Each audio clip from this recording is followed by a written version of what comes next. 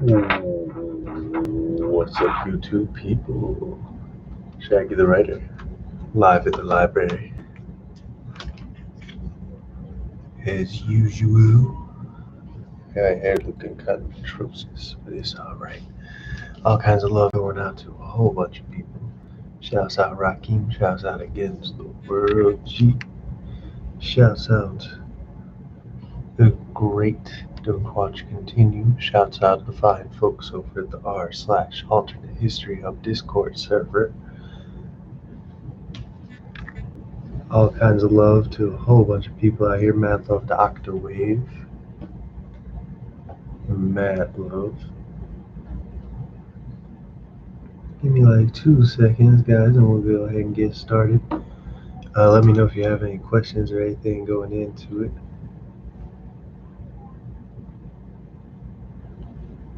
I will be here to answer them. Yes.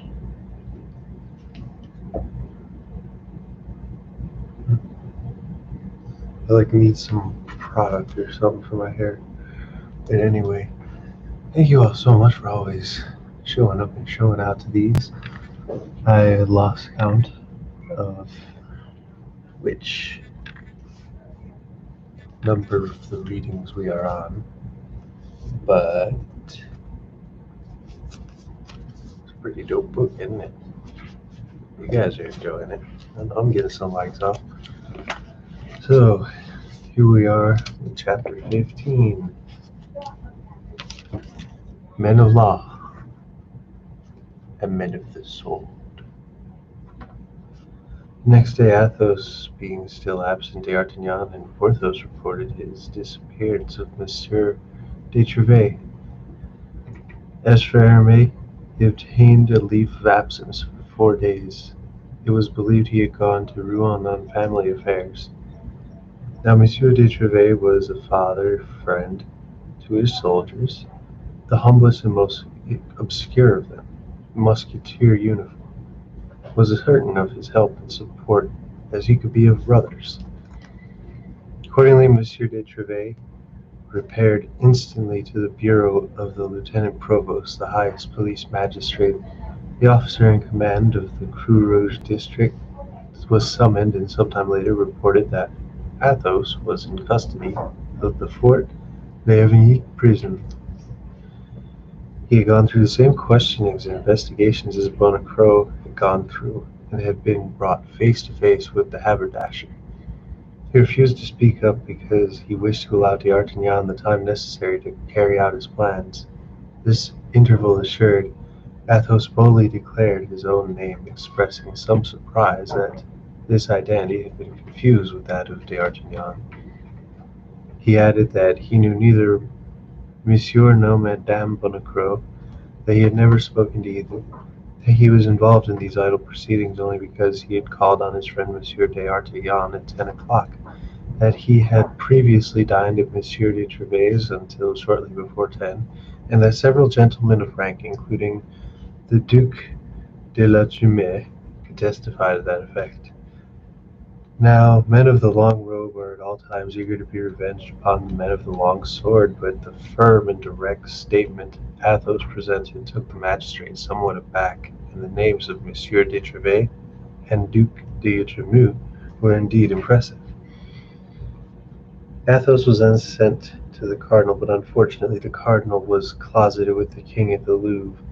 At precisely that time, Monsieur de Treville, having left first the lieutenant provost, then the governor of the Fort d'Avigny prison, arrived to call upon the king. As captain of Musketeers, Monsieur de Treville had privileges of access to the royal presence at all times. It was common gossip that the king was violently prejudiced against the queen. The cardinal, who in matters of intrigue was infinitely more wary of women than men, made a point of encouraging his master's prejudices. Among these, one of the chief irritants was the friendship of Anne of Austria entertained for Madame de Chevreuse. Between these two women occasioned his Majesty more anxiety than the wars with Spain, the quarrel with England, and the troublous state of his country's finances.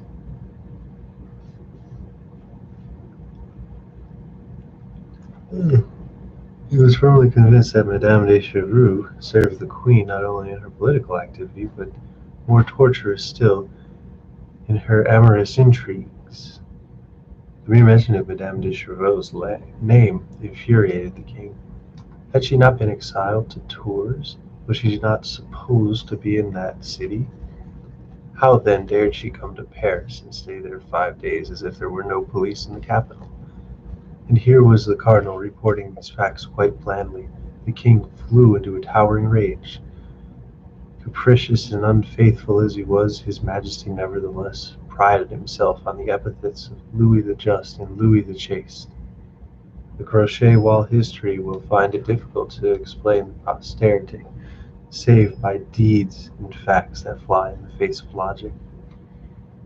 For the king was offensive enough to learn that Madame de Chevreuse had come to Paris, but he was angry beyond belief when he heard that the queen had renewed relations with her by correspondence, that the two women had formed what was then mysteriously called a cabal, that he, the cardinal himself, on the point of unraveling the most mysterious details of this intrigue, was suddenly foiled, that the cardinal, in possession of all necessary proof, was about to arrest in flagrante delictio Queen's emissary to the banished Madame de Chevreuse, that at this moment a musketeer had dared interrupt the course of justice in the most violent fashion, and that this same musketeer had fallen sword in hand upon honest men of the law who were investigating the affair in the line of duty.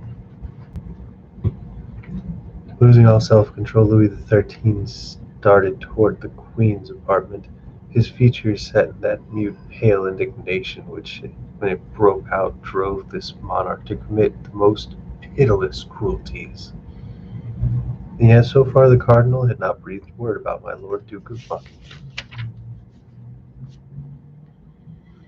At exactly this point Monsieur de Treville entered, cool, polite, and impeccably clad. Realizing from the cardinal's presence and the king's sullen rage what had occurred, Monsieur de Treville felt very much as Samson must have felt among the Philistines. Louis XIII had his hand on the doorknob when Monsieur de Treville entered. The king swung round. "Your arrival is timely, monsieur," he said testily, for when he lost his temper he was incapable of disassembling. "I have learned some pretty things about your musketeers." "Sir," Treville countered phlegmatically, "I have some pretty things to tell you about your majesty, about his men of this law." "Pray explain," the king commanded haughtily. "I have the honor to inform your majesty," Monsieur de Treville continued coolly as ever, "that a party of commissioners, investigators, and policemen, excellent folk I have no doubt, but apparently rabid enemies of all who wear the king's uniform, took it upon themselves to enter the house of one of my musketeers. They dared arrest him without warrant, led him away through the streets, and tossed him into the prison of Fort Évêré. I say without a warrant, sire, because they refused to show me any order, and when I say one of my musketeers, I should more properly say one of your musketeers. I hasten to add that the soldier in question is a man of irreproachable conduct and of almost illustrious repute. Undoubtedly your majesty recalls him faithfully. His name is Athos." "Athos?" the king mechanically repeated. "Yes, as a matter of fact, I do know that name." "If your majesty recalls," Monsieur de Treville insisted, "when Athos is the musketeer who in the untoward duel you know of had the misfortune to wound Monsieur de Cossack so grievously."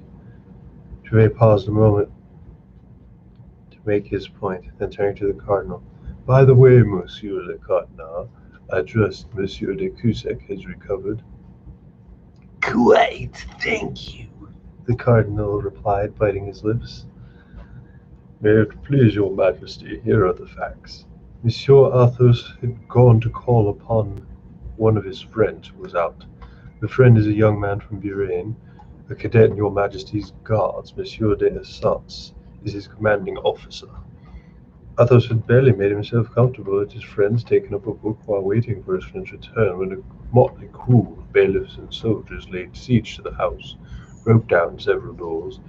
The cardinal made a sign to the king as if to say, "That one was on account of the matter I just mentioned." "We know about all that," the king retorted.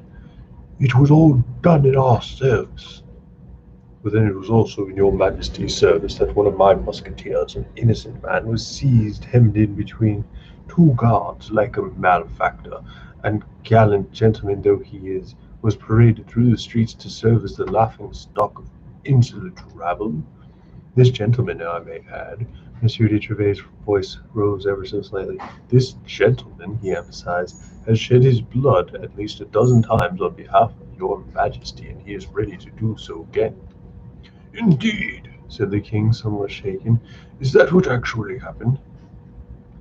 Monsieur de Trevez failed to mention an important fact, sire. The cardinal commented dryly.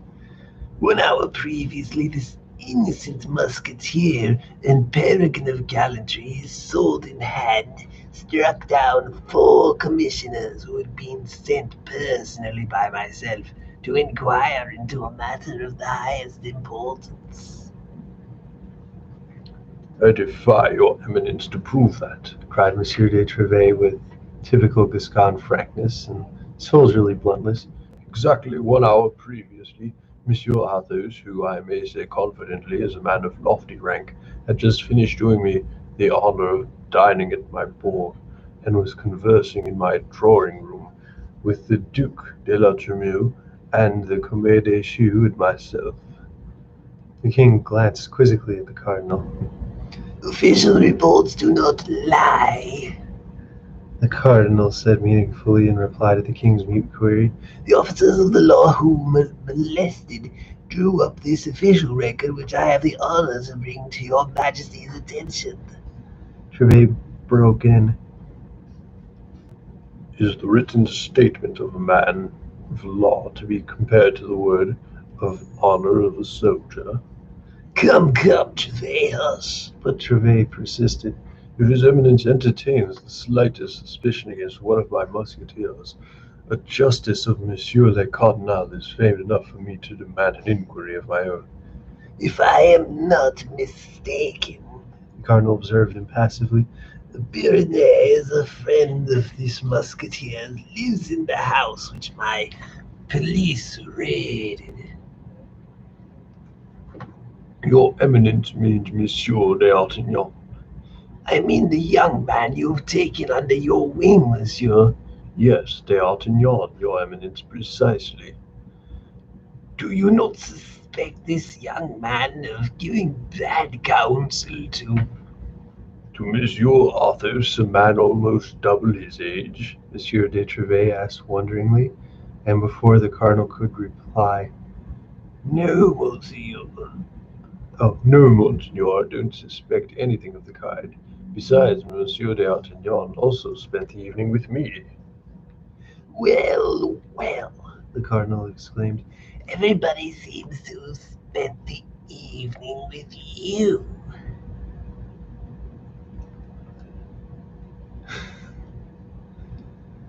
"Does his eminence venture to doubt my word?" Trevez asked hotly. Heaven forbid. The cardinal said piously, But tell me, at what time was he at your house? "I can tell your eminence that quite positively. Just as he arrived, I happened to notice that it was 8:30 by the clock, though I had happened to think it was later." And at what time did he leave your house? "At 10:30, an hour after the event." The cardinal, who did not for a moment question Trevez's integrity, felt victory slipping through his fingers. He was also a mystery he must solve.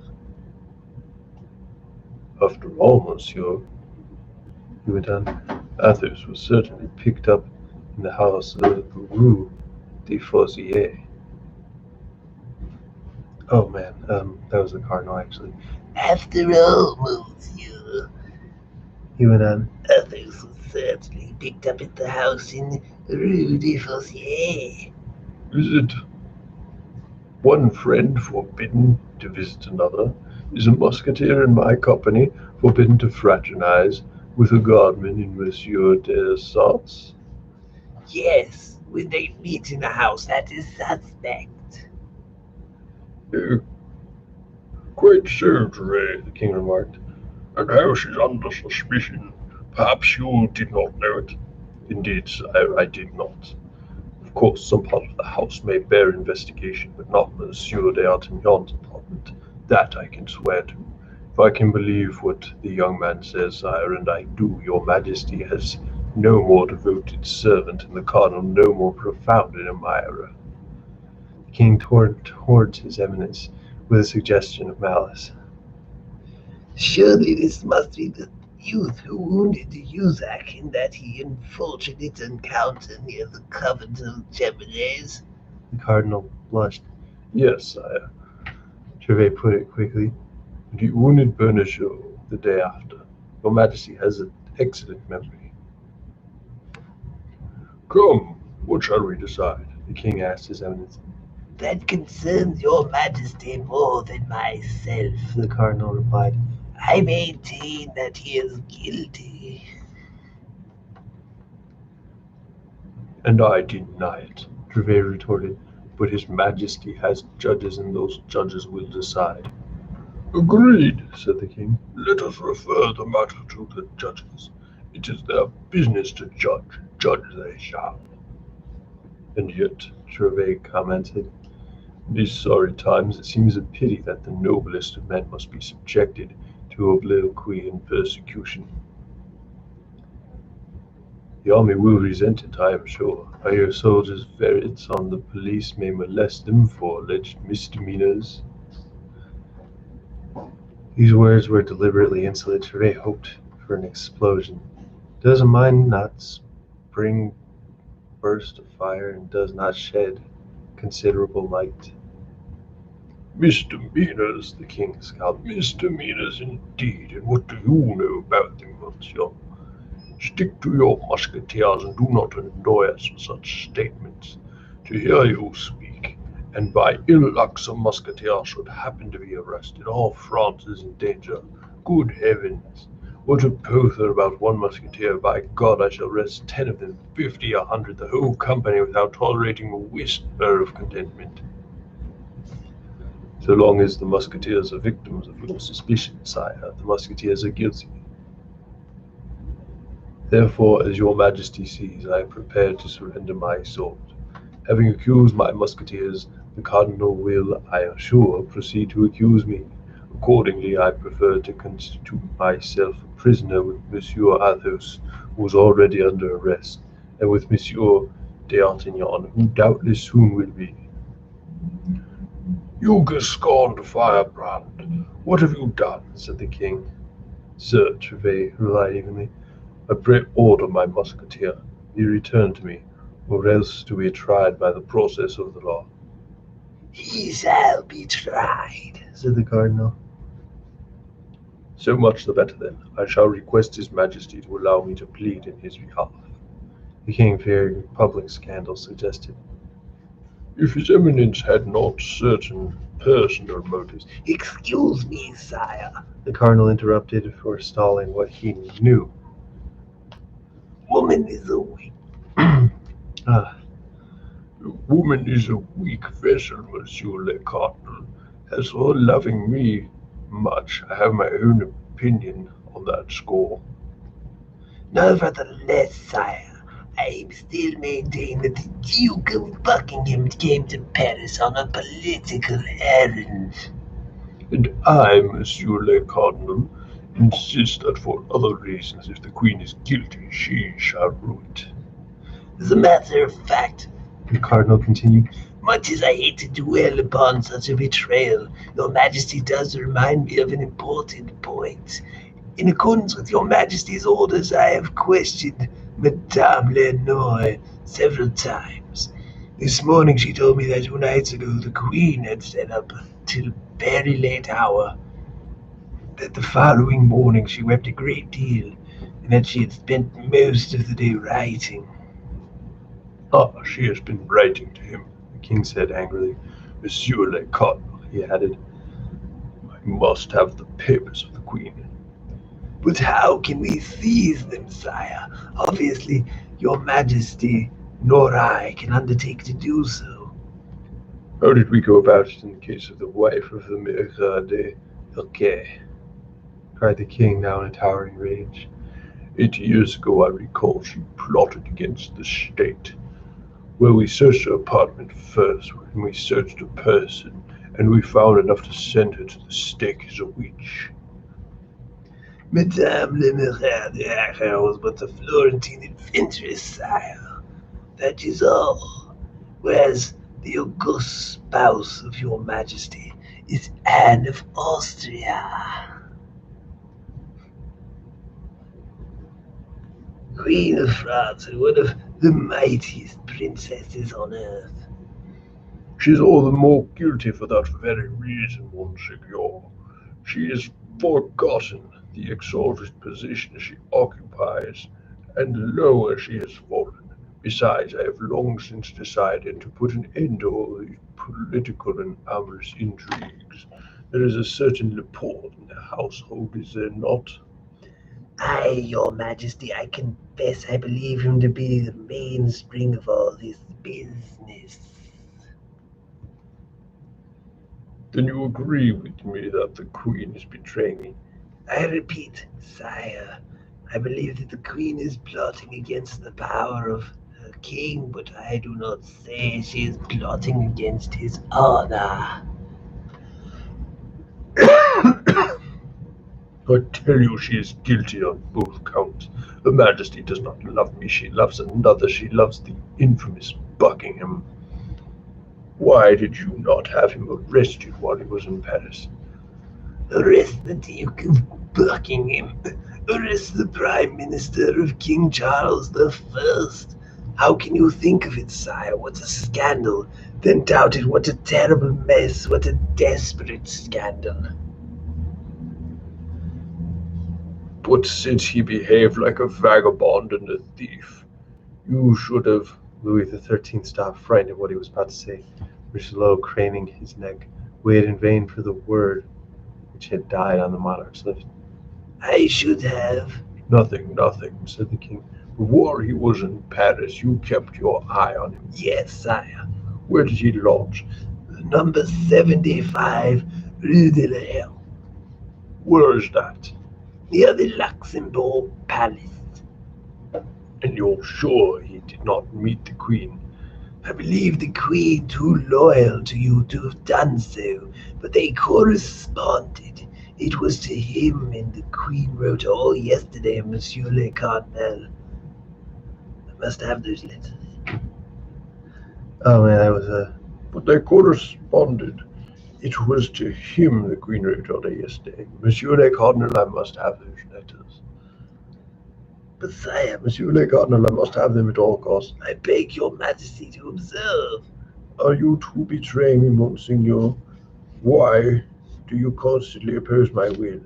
Are you too in league with the Spaniards and the English, with Madame de Chevreuse and with the Queen? Sire, The cardinal sighed. I believe I have proved myself above suspicion. Monsieur le Cardinal, you heard me. I will have those letters. There is but one way. What is that? Monsieur Seguier, keeper of the seals, might be entrusted with this task. It rests entirely within the competence of his post.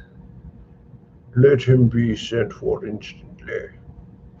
He will probably be waiting for me now. We had an engagement this evening when your majesty summoned me.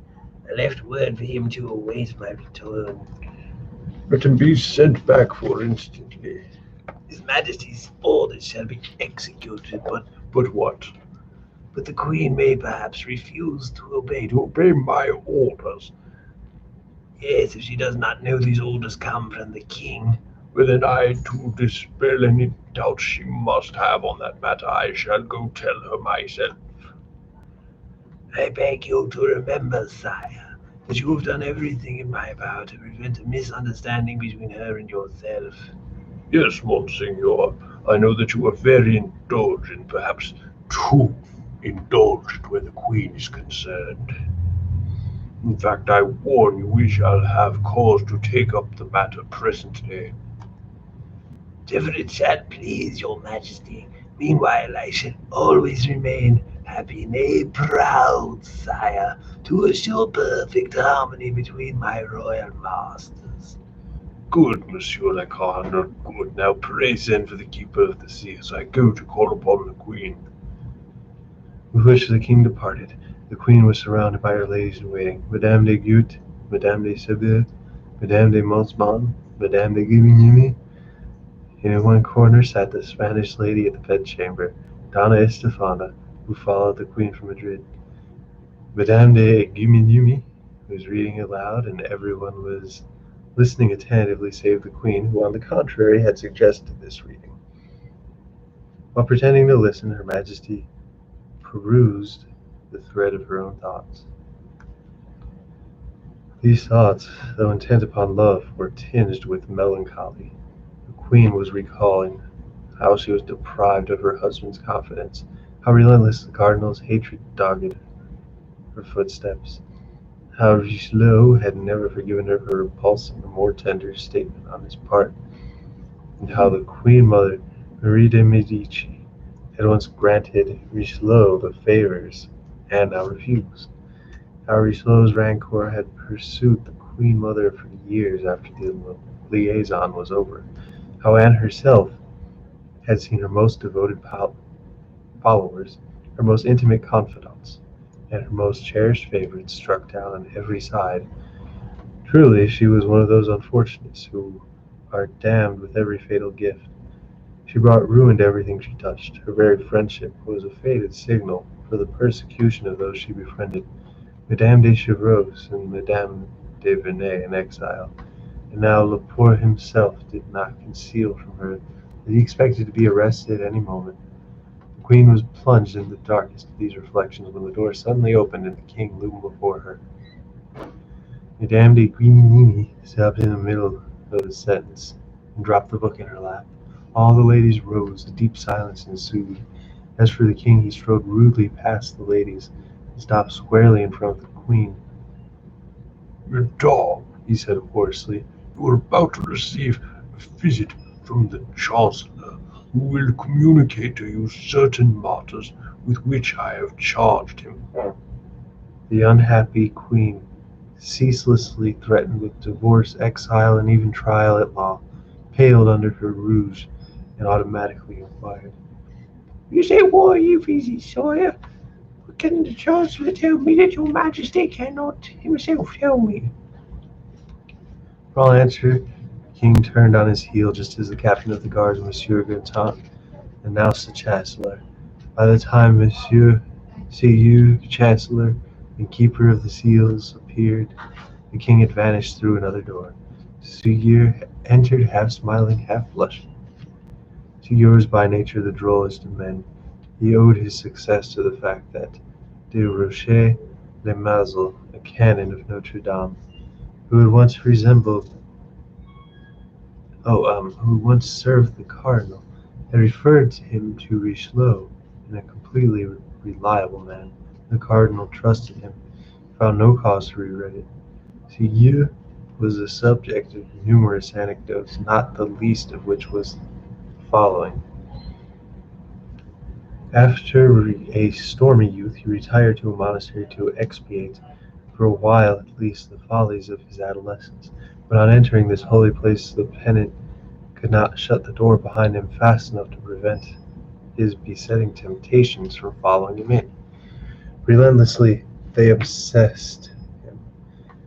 When he confessed this to the superior, the latter, seeking to protect him as much as possible, recommended that to exorcise the demon of temptation, Seguier resort to the bell rope, pulling it with all his might.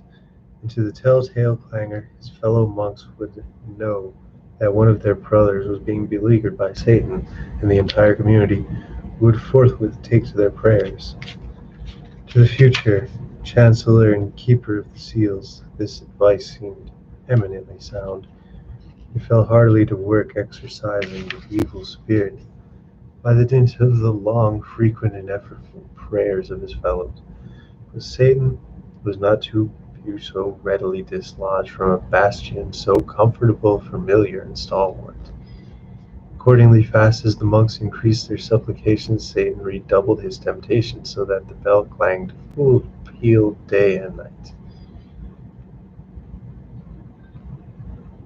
So extreme was the penitent's desire for mortification that presently the monks no longer had a moment's respite. Day and night they did nothing but walk upstairs and down the chapel. Their ordinary duties called for mains at midnight, for lauds at sunrise, for prime at 6, tres at 9, sext at noon, noon at 3, vesper at sunset, and compline at 9. Now over and above these prayers they were forced to leap up from their bedside or forsake their work, or forfeit their recreation at any moment to prostrate themselves night and day in cell, shop, or garden. Whether Satan abandoned the struggle or the monks grew weary of it remains unknown. With 3 arduous months, Sugir reappeared in the world with the reputation of having been possessed by the devil more thoroughly than any man on record.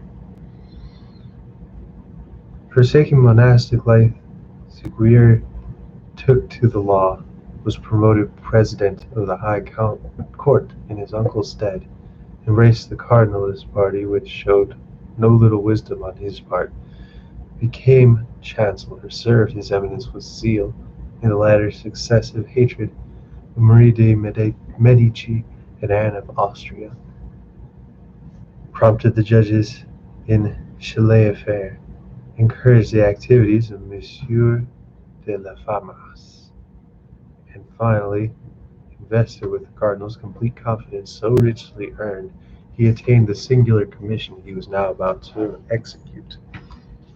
As Siguier entered, the queen was still standing, and as etiquette demanded, until the king had left.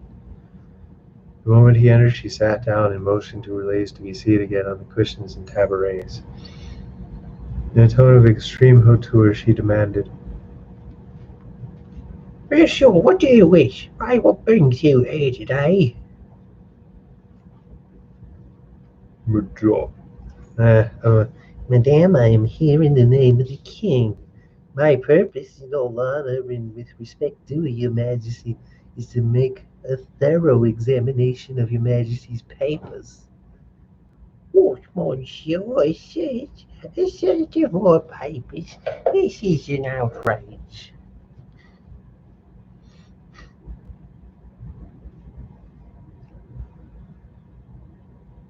I implore your majesty's pardon most humbly.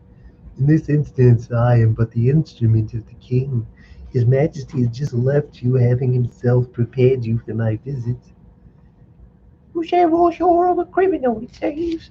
Very well, then pray set me effects. As your father, give monsieur the keys to my drawers and my desk. for form's sake, the chancellor inspected these, but the queen would not have entrusted so important a letter to drawer or to desk.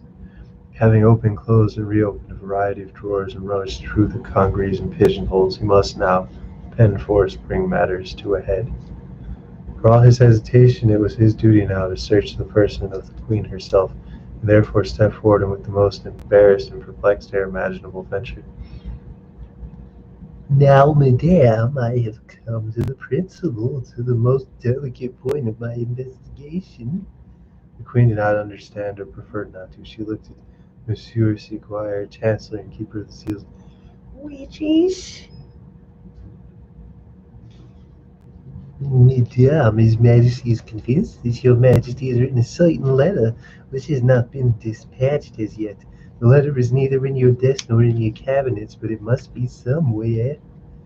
The queen drew herself up to her full height, and eyed Seguier almost threateningly. You dare lay hands upon your queen? She demanded. Madame, I'm a faithful subject of the king. Whatever His Majesty commands, I'm duty bound to accomplish. I see, said the queen, who looked down scornfully at the chancellor. It is true, I wrote a letter which has not been sent out yet. The letter in question is here. And she pressed a beautiful tapering hand against her bosom. I must beg your majesty to give me that letter. I shall give it to none but his king, monsieur. Madame, had his majesty desired to receive the letter in person, he would have asked it for you himself. But I repeat, it is I who am charged with requesting it of you. And if you do not give it up, Well, well, madame, it is I again who am charged to take it from you. well, I do not understand. What do you mean? Oh, I mean, madame, that my orders are far-reaching. In fact, I'm authorized to search for suspicious paper, even on your majesty's person. How shameful. Or therefore beg your majesty to comply with the king's order. Such conduct is infamous. You realize that, monsieur. His majesty commands, madame, but I can obey and beg you to excuse me. Will you not suffer it? The queen shuddered her offense to her dignity. Was she, the daughter of imperial blood, to submit to such humiliation? Angrily she cried, Oh, I would rather die. Sugiur made a deep bow. It was quite evident that he did not intend to draw back a single step. He had his mission to accomplish, and accomplish it he would. Indeed, he stepped forward to do so, much as an attendant steps forward in a torture chamber to prepare the victim for the executioner. Tears of rage welled up in the queen's eyes. The queen was, of course, a woman of great beauty. The task might be well considered a delicate one, but the king was too desperately jealous of Buckingham to consider being jealous of anyone else. At that moment, no doubt, Monsieur de Seguier, Chancellor and Keeper of the Seals, looked all about him for the famous bell rope that might save him from temptation. Failing to find it, he determined to obey the king's instructions and searched out his hand toward the place where the queen admitted the paper lay. The queen took a step backwards. She turned white as a sheet. Her left hand clutched the edge of the table for support, and with her right she drew a paper from her breast and handed it to the chancellor. Here is the letter, monsieur. She said in a tremulous, choking voice. Pray take it and deliver me your odious presents. The chancellor, who was trembling with a totally different emotion, took the letter, bowed to the ground, and withdrew. The door had scarcely closed upon him when the queen fell half fainting in the arms of her ladies-in-waiting. Without pausing to examine the letter, Seguier bore it forthwith to the king, who took it with anxious hand, looked for the address, which was missing, turned very pale and opened it slowly. Then, seeing by first words it was addressed to the King of Spain, he read it rapidly. The letter contained a complete plan of attack against the cardinal. The queen invited her brother and the Emperor of Austria, offended as they were by Richelieu's eternal policy of attempting to humble the House of Austria, to threaten war against France unless the cardinal was dismissed. Although there was not a single word from beginning to end. Highly elated, the king inquired whether the cardinal were still in the Louvre, and learned that his eminence awaited his majesty's orders in the royal sanctum. He rejoined him immediately. You were right, Monsieur le Cardinal, and I was wrong, he admitted. The intrigue is wholly political. There is no question whatever of love in this letter. On the other hand, there is a great deal about you. The cardinal took the letter, read it attentively once, then reread it. This should convince your majesty to what lengths my enemies will go, The opinion. They threaten you with 2 wars, sire, unless you dismiss me. Frankly, were I in your majesty's place, I should yield to such powerful pressure. For my own part, I admit I would genuinely be pleased to retire from public affairs. What, Monseigneur, what? I mean, sire, that my health is sinking under this burden of unceasing labor and endless strife. I doubt very much whether I can possibly undergo the fatigues of the siege of La Rochelle. I honestly think your majesty would do well to appoint either Monsieur de Conde or Monsieur de Bassompierre or some other professional soldier to conduct the campaign rather than myself, who am a churchman, constantly diverted from my vocation to undertake matters for which I have scant aptitude. Undoubtedly you will be better off for it, sire, both at home and abroad. Monsieur le Cardinal, I understand you perfectly. You have my promise that I shall punish all those mentioned in this letter, including the Queen herself. Sire, God forbid, Her Majesty must not suffer the slightest annoyance, nay inconvenience on my account. Her Majesty has always imagined me to be her worst enemy, but you, sire, can readily attest that I have always warmly espoused her cause, even against yourself. True. Were the Queen to betray your Majesty's honor, it would be quite another matter, and I would be the first to urge you to vouchsafe the guilty no mercy. Here, happily, there is not the question, for your Majesty has just acquired fresh proof of the Queen's innocence. True again, monsieur. You were right on that score as usual. Nevertheless, the Queen has inquired my displeasure and more. It is you, sire, who have incurred hers. In all honesty, were the Queen to be seriously offended, I could well understand it. I must say your Majesty treated her with considerable severity. So I shall always treat my enemies and yours, monseigneur, however exalted their positions, and whatever perils befall me in doing so. I am the victim of the Queen's enmity, not I am the victim of the Queen's enmity, not you, sire. To your Majesty she is a devoted, submissive, and irreproachable wife.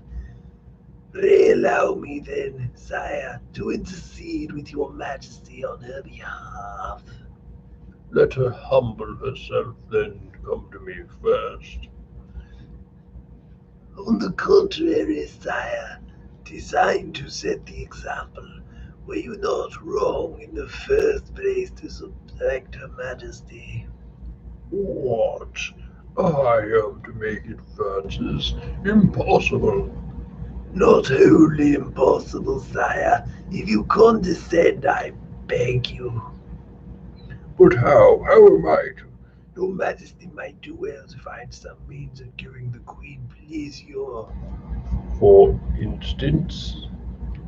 For instance, a ball. Your Majesty knows how fond the Queen is of dancing. I'm certain the Queen's resentment will melt before an attention of the sort.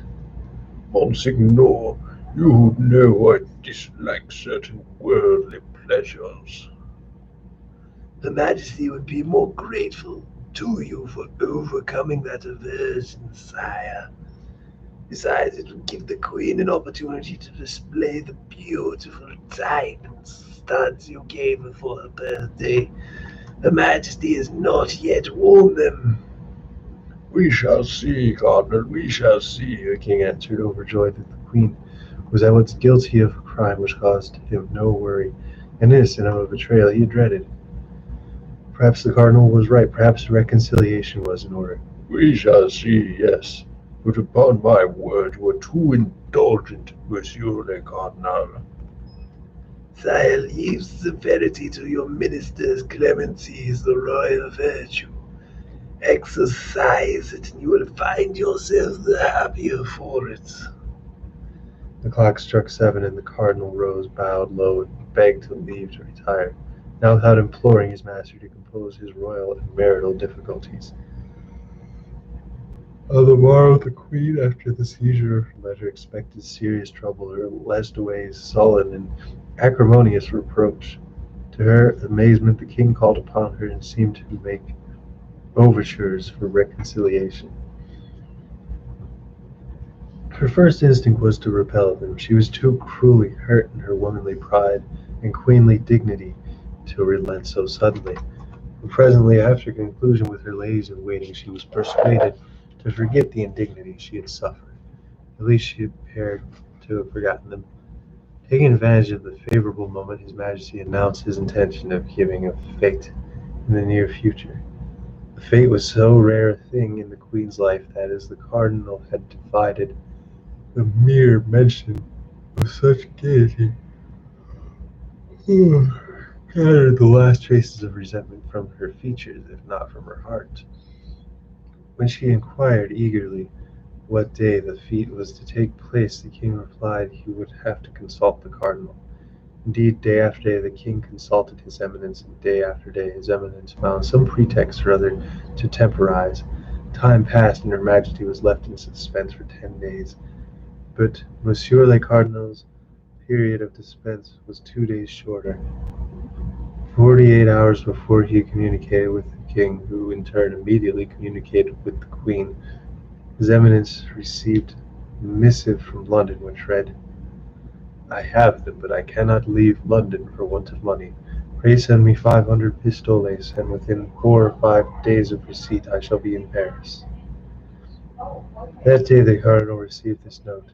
His Majesty asked the usual question. His eminence, counting on his fingers, mused. She says she will arrive within 4 or 5 days of receipt. It will take 4 or 5 days to get the money to her.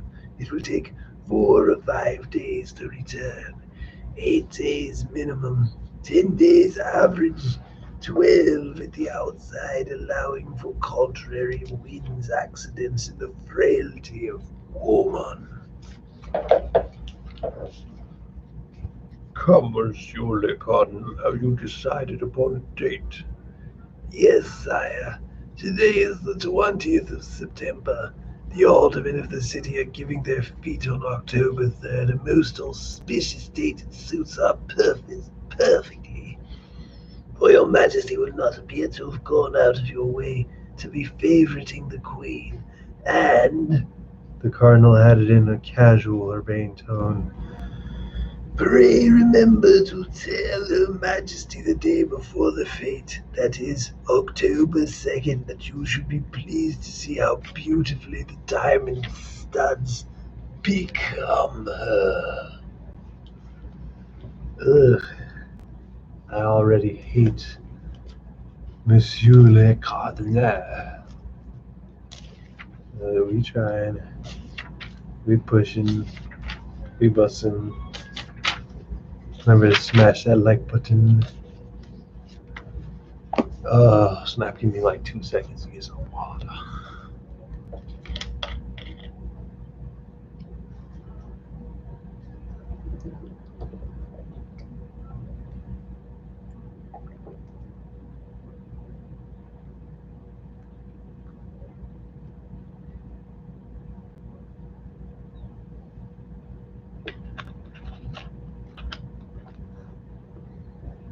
Oh, shouts out against the world. Gee. Shouts out Renzo Flutes. Shouts out the fine folks at the r/alternate history hub Discord. Shouts out Raheem. Shouts out Marie. Shouts out Brittany. Oh man. Shouts out Don't Watch Continuing Dog Rose.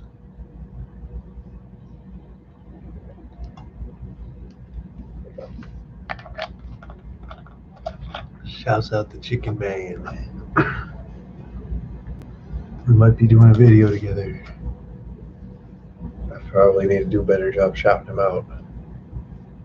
Cynical Chicken, though, pretty dope.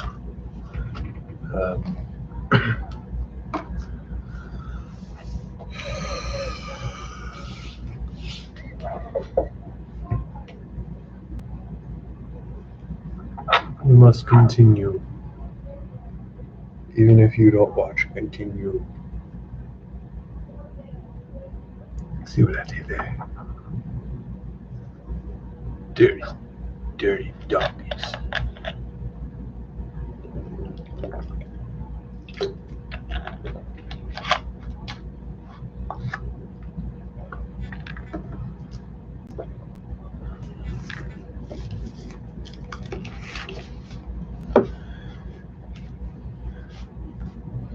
Chapter 17. Monsieur Benicreux and his lady. The king was somewhat surprised at the cardinal's insistence. Here, for the second time, his eminence was referring to the diamond studs. What mystery lay under that insistence? In those days, of course, the police had not yet attained the perfection of ours.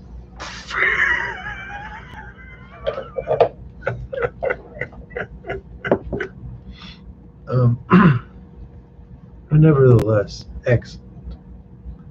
So they were better than today, okay. King Louis had been humiliated more than once by the cardinal, who seemed better informed than he concerning the royal household. He therefore hoped that a conversation with Anne of Austria might shed some light on the current problems. Then he could in turn surprise the cardinal with some secret which Richelieu either knew or did not know, but which he would anyhow greatly enhance in the eyes of his minister. His Majesty proceeded to the Queen's apartment and, as usual, uttered fresh threats against her henchmen and henchwomen. Anne of Austria bowed her head in silence and allowed the torrent to flow on, hoping that fate would eventually spend itself. But this was not what Louis XIII had in mind. His Majesty wanted a discussion from which he might glean some information, for he was convinced that the cardinal was too brooding over some one of these terrible surprises he knew only too well to spring. His Majesty gained his end by dint of persistent accusation. Exhausted by these vague attacks, the Queen protested. Why did you not tell me what is on your mind? What have I done? What sort of crime was I supposed to have committed? Surely your Majesty cannot make all over this to do of a letter or my brother. The king, at a loss for an answer, decided to divulge the news he had intended to spring upon her at the last moment. Madame, The king said with dignity, there will soon be a ball at the Hotel de Ville. In order to do the honor of our worthy alderman, I propose that you appear in ceremonial costume. I am particularly eager that you wear the diamond studs I gave you on your birthday. This is my answer. The answer was terrible indeed. Anne of Austria imagined that Louis XIII knew all, and the cardinal had prevailed upon to employ this protracted 8-day pretense, in which case was quite in keeping with his nature. She blanched, leaned on the counsel for support, and looked up in silent terror. His Majesty kept his eyes riveted on that slender, admirable hand, now bloodless as though of wax. You understand, madame? He said, enjoying her embarrassment to the full, without guessing what had caused it. You understand? Sire, I understand. You will appear at this ball Yes, with those studs, madame.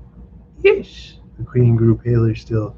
The king, noticing it, gloated with cold cruelty, which was one of his worst traits.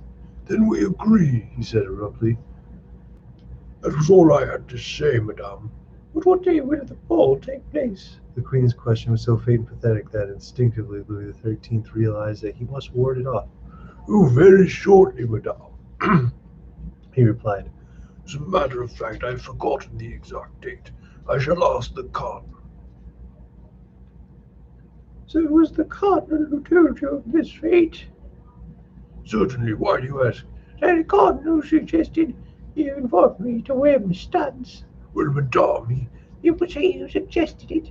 he or I wouldn't matter. Why is the suggestion so outlandish? No, sire, certainly not. Then you will appear. Yes, sire. Good, said the king, retiring. good, I shall count upon it. The Queen curtsied, less out of elegance than because her knees were giving way under her. The king went away delighted. I'm lost. The Queen murmured. The cardinal knows everything the king is but his tool. The king will learn the truth soon enough. Oh, my God, my God, my God. She knelt upon her cushion and prayed, her head bowed, her arms trembling. Her plight was desperate, for Buckingham had to return to London, and Madame de Chevreuse was in exile in Tours. More closely watched than ever, the Queen understood that it was one of her ladies-in-waiting or one of her maid-servants who had betrayed her. But who was the culprit? As Laporte could not possibly leave the Louvre, there is no one soul in all the world who she could place her trust. Contemplating the impending catastrophe and her helplessness, she burst into sobs. "Can I be of use to your Majesty?" A voice filled with gentleness and pity intruded upon the Queen's misery. "Can I be of help?" The Queen turned sharply round. There was no mistaking the expression of sympathy in the voice. Here was her friend in the time of need. She looked up. Madame Bonacieux stepped into the Queen's apartment. She was busy sorting gowns and linen in one of the closets when the King entered. Now timidly she ventured forth. The Queen gasped at this intrusion. In her dismay she did not immediately recognize Laporte's protege. "You have nothing to fear, madame," said the young servant. "I am your Majesty's body and soul. Remember as I am from your Majesty, and loath though my station be, I think I can find a way to help you." You, great heavens, you! I'm betrayed on all sides. They are trusting you. Madame Bonacieux fell to her knees. Madame, She bowed. I swear upon my soul I'm ready to die for your Majesty. A cry of loyalty sprang from her innermost heart. His fear and sincerity were unmistakable. Why, madame, The young woman continued, there are traitors here in the Louvre. By the holy name of the Virgin, I swear there is no one more devoted to your Majesty than I am. This studs the King's request of you. You gave them to the Duke of Buckingham, did you not? They were in a little rosewood box, but he took them away with him. Am I mistaken? Oh God, oh God. the Queen moaned. We must get those studs back, madame. Of course, my child, but how? What to do? How to go about it? Someone must be sent to the Duke. But whom? Whom can I trust? Have faith in me, madame, to do this honor, my queen, and I shall find the messenger, I promise you. But I shall have to write the message. Yes, of course, madame. 2 words in your Majesty's writing and your own seal will suffice. 2 words might bring round my rest of force in exile. Perhaps if your message were to fall into the hands of an enemy, but I promise I can have it delivered safely to the Duke. So you must place my life, my honour, and my reputation in your hands. Oh, madam, you must, I know I can save you, but how? Madame, my husband was freed only 2 or 3 days ago. I've not yet had time to see him. He is a good, honest man. He has never loved or hated anyone on earth. He will do anything I wish. 1 word from me, he will go to London without even knowing the tidings he bears. And he will deliver your Majesty's letter to the address she desires without even knowing it is from your Majesty. Fervently the Queen grasped the young woman's hands and looked deep into her eyes. Convinced of her servant's sincerity, the Queen embraced Madame Bonacieux. Do it, She vowed, and you will save the life and honour of your queen. But, madame, these are not at stake. The service I beg to render is slight indeed. Alas, are you not the victim of a treacherous plot? It is all true, my child. Then give me that letter at once, madame. Time presses. the Queen went to her desk, wrote 2 short lines, sealed her message with private seal, handed it to Madame Bonacieux. We are forgetting one very important thing. She said. What's that, madame? Money. Oh, Madame Bonacieux blushed. I must confess to your Majesty that my husband. Your husband has none, is that what you mean? Oh, yes, he has plenty, but he's very stingy. No one is perfect, but this avarice is besetting sin. But your Majesty must not worry about all this. We should find some way. Rupees at all, no money either, the Queen confessed. but wait. She picked up her jewel case. Here, She said breathlessly, here is a ring of great value, I'm told. It is a gift from my brother, the King of Spain. It belongs to me. I can dispose of it as I wish. Take this ring, sell it, and let your husband leave for London at once. You shall be obeyed within an hour, madame. You see the address. the Queen added almost inaudibly. This message goes to His Grace the Duke of Buckingham, London. The letter will be delivered to him in person. The Queen grasped Madame Bonaccro's hands and sighed. You generous child. Madame Bonaccro kissed the Queen's hands, concealed the paper in her bodice, and hastened away. 10 minutes later she was at home. As she told the Queen, she had not seen her husband since his liberation. She was therefore unaware of his change of feeling toward the Cardinal, nor did she know that his change had been intensified by 2 or more visits from Comte de Rochefort, and later become Bonaccro's best friend. He had easily persuaded the haberdasher that his wife's abduction was no criminal act, but merely a political matter. Madame Bonaccro found her husband alone. The poor fellow was utmost difficulty restoring some order in his house. The furniture was completely destroyed, the closets were empty, for justice is not one of the 3 things that King Solomon named as leaving no traces in their passage. As for the servant, she had fled when her master was arrested. The wretched girl was so panic-stricken that after leaving Paris she didn't stop until she reached Burgundy, her native province. Immediately upon his return the worthy haberdasher had notified his wife that he was safe at home. She had replied by congratulating him and promising that the earliest moment she could steal from her duties would be devoted to paying him a visit. The earliest moment had been delayed by 5 whole days, which, under any circumstances, might have seemed a long time to friend Bonaccro. But the visit he had paid to the Cardinal, in succeeding visits to Comte de Rochefort, had paid him provided ample food for thought. As everybody knows, such food makes time pass swiftly. That was all the more true in Bonaccro's case, because all his thoughts were rosy indeed. Rochefort called him his friend. His dear Bonaccro never ceased telling him how highly the Cardinal prized him. Already the haberdasher fancied himself on the high road to honours and fortune. Madame Bonaccro, for her part, had been thoughtful too, but, truth to tell, on the subject alien to ambition. In spite of herself, her thoughts constantly reverted to the handsome and brave youth who seemed so much in love with her. She had married Monsieur Bonaccro at the age of 18. She had always lived among her husband's friends, people hardly capable of inspiring a young woman whose heart and soul were above her social position. She had remained virtuous and decent, but a title exerted a great influence over the bourgeois at that period. D'Artagnan was of genteel birth. Furthermore, he wore the uniform of the Guards, which, next to that of the Musketeers, was admired by the ladies. He was a handsome, young, and adventurous man. He spoke of love as a man who loved and was eager to be loved in return. In all this there was certainly enough to turn head on a only 23 years old, and Madame Bonaccro had happily just reached that age. Husband and wife had not seen each other for over a week, during which the most serious events had occurred to both. But when at length they met, it was with a feeling of preoccupation on both sides. However, Monsieur Bonaccro manifested genuine delight as he advanced towards his wife with open arms.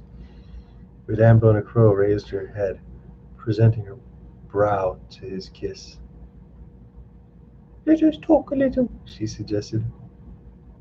What? Bonaccro exclaimed in astonishment. Yes, let us talk.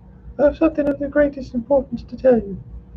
As a matter of fact, I too would like to discuss several serious matters with you. First, will you please explain the circumstances of your abduction? It's not that important just now. Well then, what is important? Do you want to discuss my stay in prison? I heard of it on the day you were arrested, Madame Bonacieux explained. but I knew you were guilty of no crime or intrigue. I knew you possessed no knowledge that could compromise you or anyone else. So I attach no more importance to your arrest than it warranted. You speak very lightly of it, madame. Bonacieux retorted, hurt at his wife's lack of interest. You realize I spent a day and a night in the dungeon in the Bastille. Oh, a day and a night pass very quickly. Let us forget your captivity and return to the matter which brings me here. What, the matter that brings you here? The haberdasher was wounded to the quick. Are you not here to see a husband from whom you've been separated for a week? Yes, at first, but there is something else as well.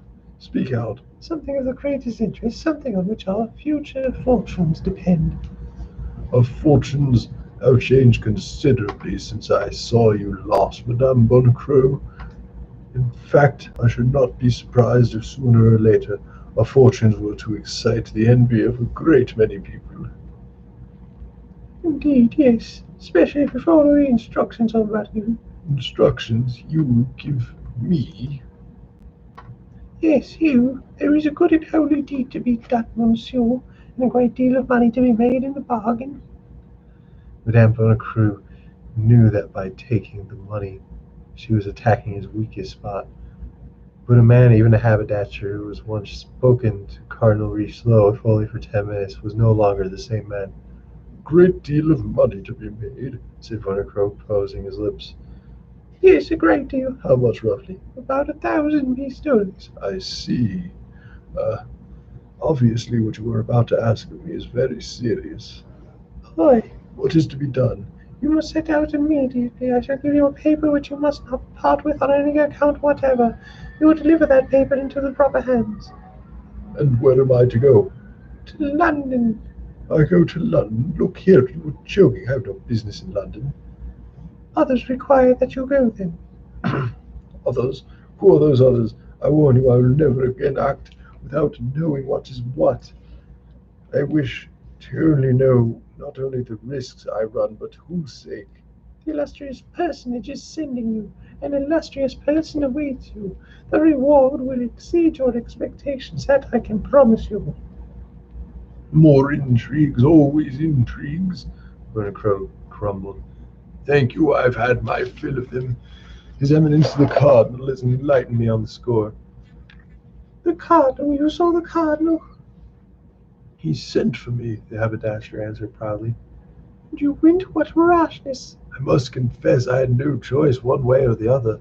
I was marched off between two guards. I must confess I did not know His Eminence at that time. So he ill-treated you? He threatened you? He gave me his hand and called me his friend. His friend, do you understand, madame? I am a friend of the great Cardinal. The great Cardinal? Do you perchance deny him that title, madame? I deny him nothing. But I tell you, in favor of a minister is ephemeral. A man must be mad to attach himself to a minister. There are powers superior to his which do not depend on the whim of an individual or the outcome of an event. It is around these powers that we should rally. I'm sorry, madame, but I recognize no power other than that of the great man I serve. You serve the Cardinal? I, madam, and his servant. I will not permit you to participate in plots against the security of the state, or to assist in the intrigues of an alien woman whose heart is devoted to Spain. Fortunately, we have the great Cardinal. His watchful eye observes and penetrates to the bottom of the human heart. Bonacieux was repeating word for word a phrase which he had heard the Comte de Rochefort utter. His poor wife, who had counted on her husband and vouched for him to the Queen, shuddered at the danger which she had so narrowly avoided and at her present helplessness. There was only one consolation. She knew her husband's weakness, and more practically his cupidity. Therefore she did not despair of bringing him round to her purpose. So you are a cardinalist, monsieur? She exclaimed. You save the party who mistreat your wife and insult your queen. Private interests of no import against interest at all. Bonacro observed sententiously. I am for those who support the state. That was another quotation from Comte de Rochefort. He had admittedly to memory against such a time as he could trot it out. The state? Do you know what the state you speak of actually is? Madame Bonacro shrugged her shoulders. Be satisfied with living as a plain, straightforward bourgeois. Turn to that side which holds out the greatest advantages. Well, well, Bonacro slapped a plump round bag which jiggled at his touch. what do you say of this, Madame Preacher? Where does that money come from? Can't you guess? From the Cardinal. From him and from my friend the Comte de Rochefort. The Comte de Rochefort, why, it was he who carried me off. It is quite possible, Madame. And you accept money from the man? Why not? You yourself seem scarcely worried about your abduction. I suppose you were carried off for political reasons. Yes, I was. They carried me off in order to make me betray my own sovereign. They hope by torturing me to wring me from confessions that might compromise my honor and perhaps the very life of my august mistress. Madame, your august mistress is a perfidious Spaniard. What the Cardinal has done was well done.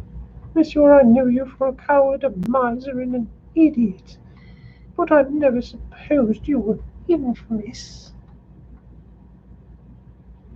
Bonacro, who had never seen his wife angry, retreated before this outburst of cordial wrath. Madame, what are you saying? He asked, incredulous. I'm saying that you're a wretched creature. She insisted, as she noted that she was regaining some influence over her husband.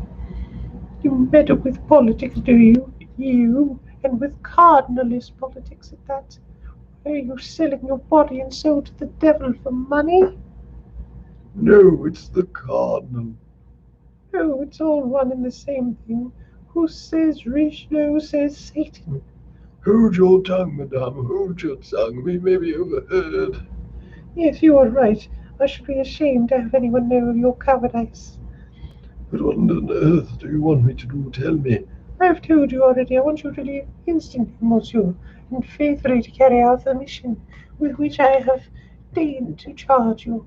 If you do this, I shall forgive and forget everything, and She held out her hand to him. I will give you my love again. Bonacro was a coward and a miser, but he loved his wife. He was touched. A man of 50 cannot long bear a grudge against a wife of 23. Madame Bonacro saw he was hesitating. Will have you make up your mind? She asked. But, my love, think of what you require of me. London is far away, very far away, and the mission you suggest may well offer considerable danger. What matter if you avoid it? No, Madame Bonacro. The haberdasher decided. No, I positively refuse. Intrigues terrified me. I have seen the Bastille. Yes, Madame, I have. It's a ghastly place. The very thought of it gives me gooseflesh. I am threatened with torture. Do you know what torture is? Wooden blocks wedged between your legs till your bones burst. No, I shan't go, decidedly not. By heaven, what if you go yourself?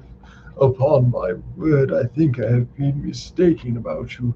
You sound like a man, and a madman at that. And you're a woman, a miserable, stupid, and besotted woman. You're so scared, are you? But if you do not leave immediately, I shall have to be arrested by order of the Queen and clapped into that Bastille you dread so much. Bonacro carefully wedged the respective fingers of Queen and Cardinal. The latter easily won that day. You have me arrested by order of the Queen, He threatened. and I shall appeal to His Eminence. Madame Bonacro saw that she had gone too far. She was terrified at her boldness. For a moment, lost in dread, she contemplated his stupid countenance and read it in all invincible resolution of a fool overcome by fear. Well, so be it, She said. Perhaps you are right after all. A man knows more about politics than a woman, especially a man like You, Monsieur Portcrow, who have met the Cardinal. And yet it is very hard, she added, that my husband, upon whose affection I thought I could rely, treats me so ungraciously, and would not gratify a whim of mine.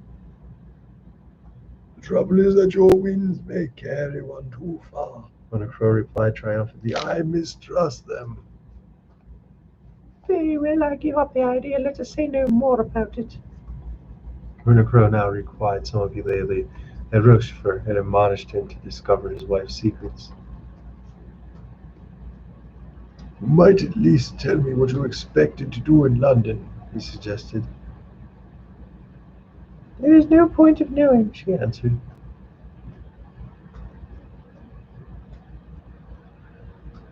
With instinctive mistrust. It was a trifling matter, one of those purchases that interest women. But we might have made good profit on the transaction. But the more she excused herself, the more important he believed her secret to be. He therefore decided to hasten to come to Rochefort and tell him that the Queen was seeking a messenger to send to London. Pray forgive me if I must leave you now, dear Madame Bonacrow, he said unctuously. I did not know that you were coming to see me, so I made an appointment to meet a friend. I shall be back soon, and if you wait, I will escort you to the Louvre. Thank you, monsieur. You can be of no service to me. I shall return to the Louvre alone. As you please, Madame Bonacrow. Shall I see you soon again? Probably next week. I hope my duties will afford me little liberty. I shall take advantage of it. Come here and tidy up. This place is in shambles. Very well, I shall expect you. You are not angry with me? Oh, I not in the least. We shall meet shortly, then. Yes, in a few days. Bonacrow kissed his wife's hand and set off hurriedly. Well, well, Madame Bonacrow mused as soon as her husband had shut the street door and she was alone. Poor idiot! He has required his crown. His baseness was to become a cardinalist, and I vouched for him to the Queen. I promised my poor mistress, our dear God, the Queen will take me for one of those wretches in the Louvre who spy upon her day and night. Alas, Monsieur Bonacrow, I never did love you much. Now things are worse than ever. I hate you, and I shall vow you shall pay for it. Suddenly hearing the rap at the ceiling, she raised her head. Through the plaster she heard the voice from the floor above. The man was saying, "Dear Madame Bonacrow, please open the side door. I shall come downstairs at once." Oh man, D'Artagnan trying to get in where he fit in. Shouts out against the world. Gee. Shouts out to Anderson Library.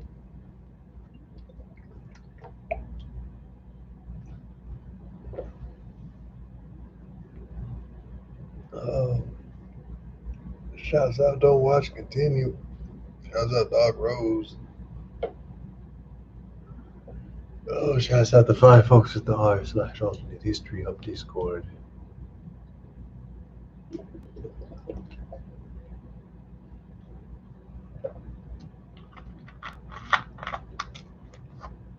We're killing it. Oh yes, chapter 13. It's fall. That's the only thing I'm bringing is fall. That's the only thing I'm bringing What? Lover and husband. Passing through the side door, D'Artagnan announced, "Forgive me, madame, if I say so, but your husband is a sorry specimen." You heard our conversation? Madame Bonacrow asked anxiously. "Every word." How could you overhear us?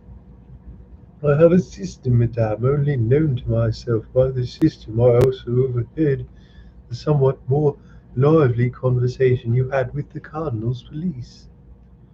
What did you learn from all this? "I learned a great deal. First, I discovered that your husband is a simpleton and a fool, which is fortunate for me.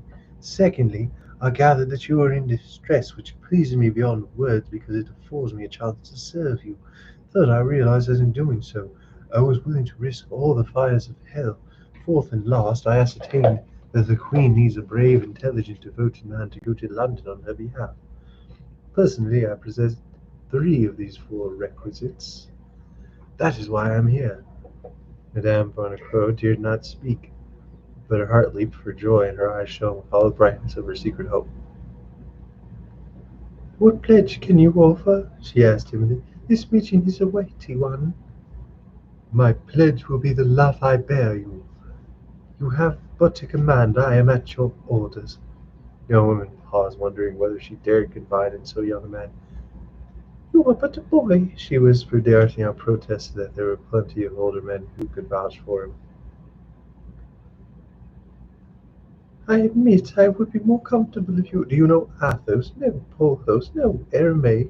"No, I do not," Madame Bonacieux said helplessly. "Who are these gentlemen?" "They belong to his Majesty's Musketeers. You have heard of Monsieur de Trevaux, their captain?" Madame Bonacieux admitted that she knew of him, not personally, of course, but she had heard people cite him to the Queen as a brave and loyal gentleman. When D'Artagnan suggested Trevaux might betray her to the cardinal, she dismissed it as impossible. D'Artagnan then proposed she reveal her secret to Trevaux. "Ask Trevaux," he insisted, "whether I can be trusted with so urgent, precocious, and terrible a secret." "But my secret does not belong to me. I am not at liberty to divulge it."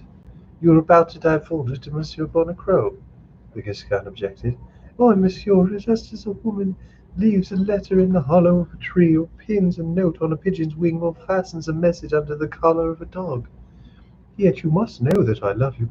So you say I am an honorable man. I believe it. I have pluck, I have initiative. I can shift for myself and for others too." "Oh, are you sure of that?" "Then use me, let me help you, put me to the test." Madame Bonacieux looked at him, and her doubt at last vanished. There was such ardor in his eyes, such conviction in his voice, that she could not but trust him. For her it was a case of risk all, lose all. The Queen's cause could be ruined as easily by too excessive caution as by excessive confidence. In all sincerity, her private feelings toward her young champion were what compelled her to speak frankly. "I yield to your protestations, and I accept your assurances," she said. "Would God be my witness, I swear upon his presence here and now, that if you betray me, I shall kill myself, and you will be held responsible." "Madame, for your part, I swear by God that if I die carrying out your orders, your secret will go with me to the grave." Madame Bonacieux told him all that worried her now, and all that worried her when they met near the Louvre the night he had challenged her mysterious escort. This explanation amounted to mutual declaration of love. D'Artagnan was radiant with joy and pride. The woman he loved had confided her deepest, purest secret. Confidence and passion made him a very Titan. "I'll go," he vowed. "I go at once." "How can you go with your captain and your regiment?" "Upon my soul, been made to forget about such things. Dear Constance, you were right. I must get a furlough immediately."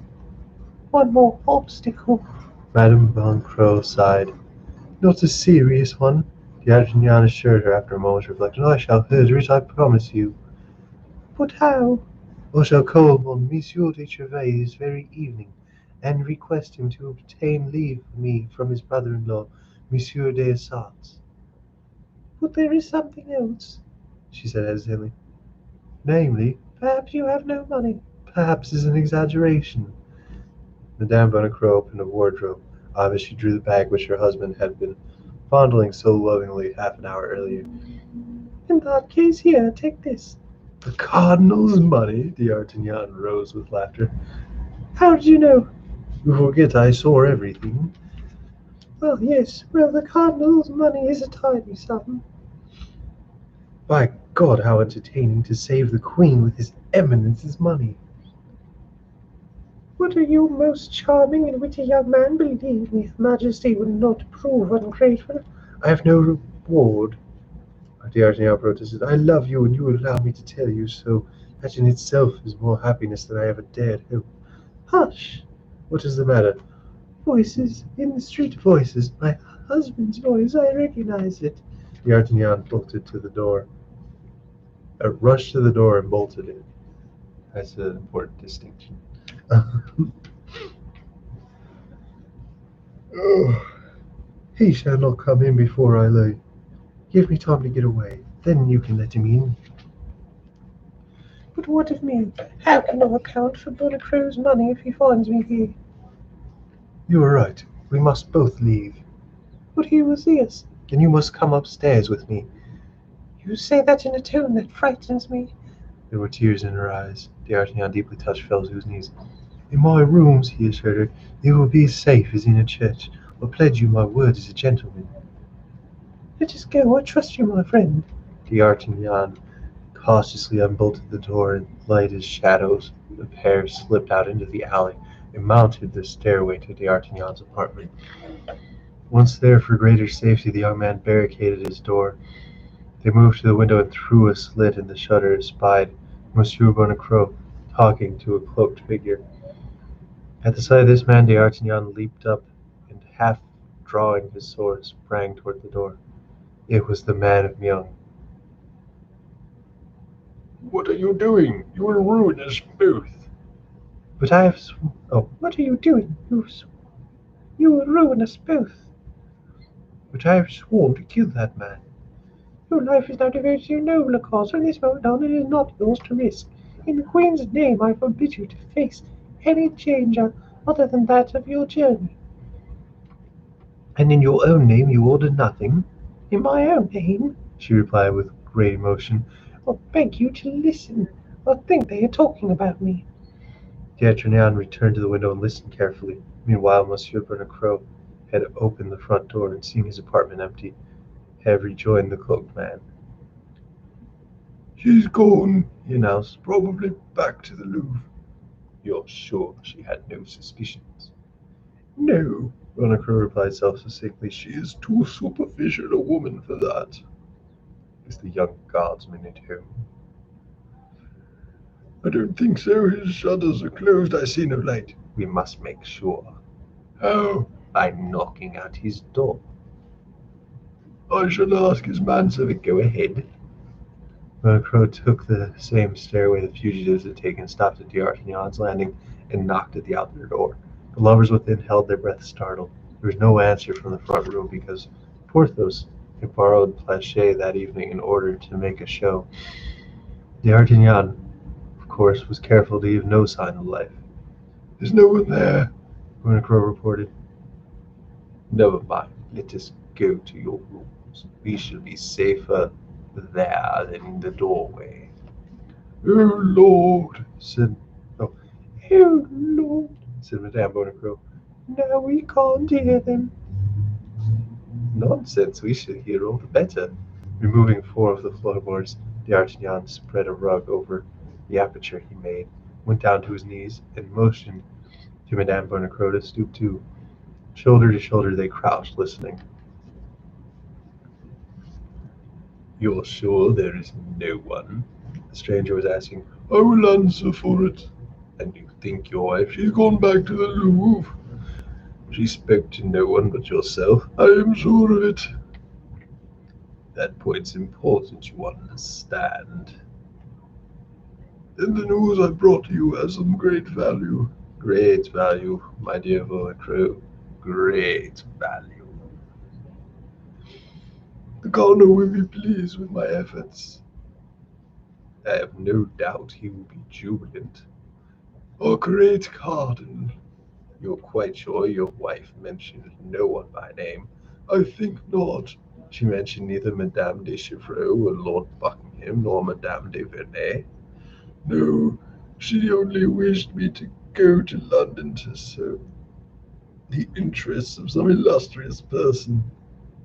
The traitor, Madame Bonnecroix murmured. Silence, D'Artagnan warned, taking a hand which she abandoned him. Never mind, the stranger went on. You were a ninny not to pretend to accept the commission. You would now be in possession of the letter, the state, which is being threatened, would have been saved, and you and I, well, the cardinal would probably have given you letters of nobility. Did he tell you so? Yes, I know he meant to surprise you in some such way. All is not lost, monsieur. My wife adores me, and there is still time. The doubt, murmured Madame Bonacieux. Silence! D'Artagnan warned again, pressing her hand still more firmly. What do you mean there is still time? The stranger challenged Bonacieux. I shall go to the Louvre and ask for Madame Bonacieux. I shall tell her that I have thought things over and that I accept. I shall get the letter, and I shall speed to the cardinal. Well, be off then, quickly.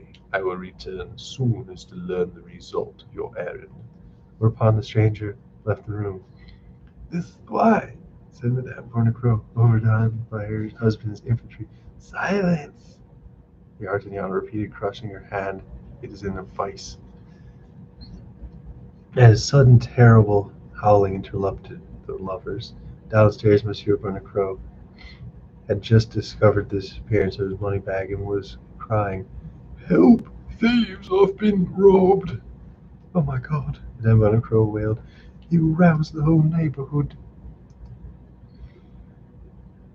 Bonacieux kept howling for a long time, but as such cries were frequent in the Rue des Fossoyeurs, they attracted no attention, especially since the haberdasher's house had lately fallen into disrepute. Seeing that no one came, Bonacieux emerged, still howling, his voice trailing off into a distance as he disappeared down the Rue des Bacs. Now that he's gone, it's your turn to go, Madame Bonacieux told D'Artagnan. Courage, my friend, but above all caution. Remember, you owe yourself to the Queen. To her and to you, my darling Constance, D'Artagnan said passionately. Rest easy, my love. I shall return worthy of Her Majesty's gratitude.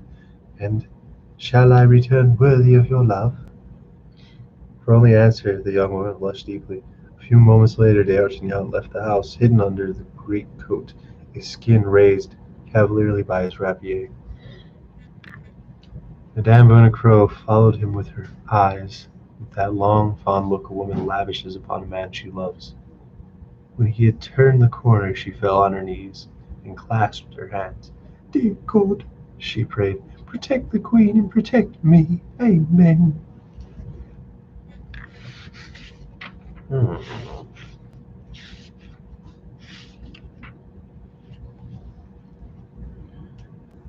Well, shouts out against the world, G. Shouts out, don't watch Continue Dog Rolls. Shouts out the Anderson Library. Friends are up here sometimes, paying attention back in the stacks.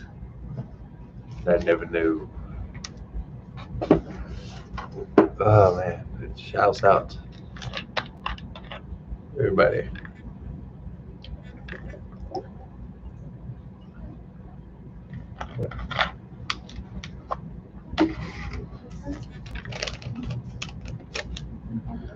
I think I'm gonna be done actually. It's been fun. Appreciate y'all showing up, showing out. Mad love to everybody. Consider subscribing and hitting that like button. Full faith, NFA gang. One love.